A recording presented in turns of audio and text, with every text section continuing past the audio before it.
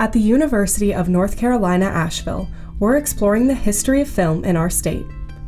Suzanne Collins' The Hunger Games took North Carolina by storm when production of the film began in May of 2011. It brought fans from across the country looking for a glimpse of the action.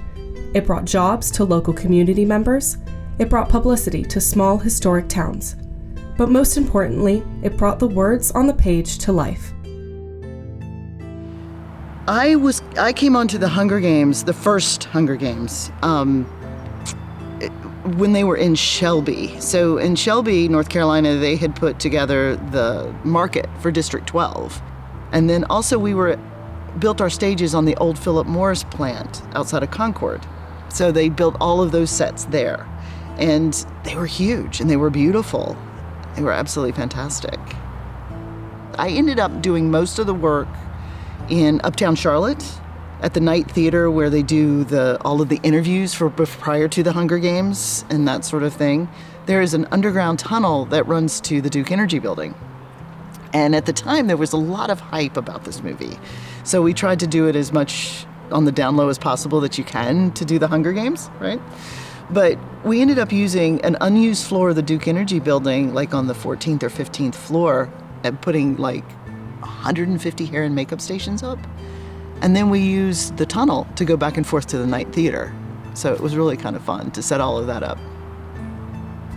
What we needed for infrastructure in terms of parking and just people was a lot, because there's a big crew, there's a big background element to this. And so the city of Charlotte would have been really involved from the get-go, like trying to present enough locations and make enough of an incentive package to bring this to North Carolina. This was a very big deal, and it was such a high-profile film, and it was spent millions and millions of dollars.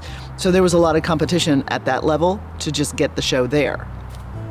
But, we were all over the place, so we kind of spread the love a little bit with the show. There's a lot of reasons that Western North Carolina is a great location for films and other TV commercials. And then we have a proactive economic development department in Raleigh for the state, and a filming department that helps these folks when they want to film here. There have also been in the past significant incentives, financial incentives for production companies to come here and film. And so that has been a part of it as well. They would get a refund on their sales tax they spent here while they were filming here. And then the beautiful scenery. And in the any time of year really in Western North Carolina, you can find beautiful scenery and mountains in the background. My biggest claim to fame on the first Hunger Games was I was the one that found Henry River, which became District 12. From my understanding, District 12 is a coal mining district. Very blue-collar, industrial, supposed to have a very dystopian feel, and Henry River being abandoned since the 80s kind of fits that perfectly. You do feel like you're in the mountains here. We have the river running by, you can hear constantly, and we just have a bunch of old houses that have been neglected for, going on 40 years now. It was the perfect fit for that kind of feel. And I don't think you could find it anywhere else, because there's not a lot of abandoned villages like this in this type of setting.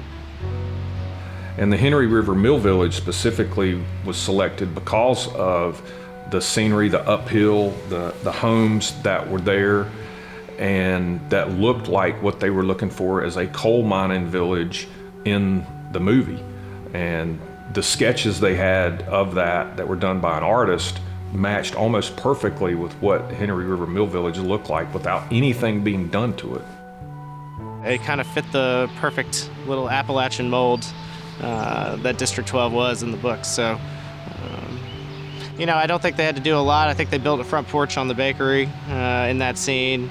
I know they had the road, like I said, the road closed, and they did blow up one of the houses, which is also a fascinating fact. That was before it was a National Historic Site for being a textile mill village, but yes, they legitimately blew up a house, I think in the last scene of the movie.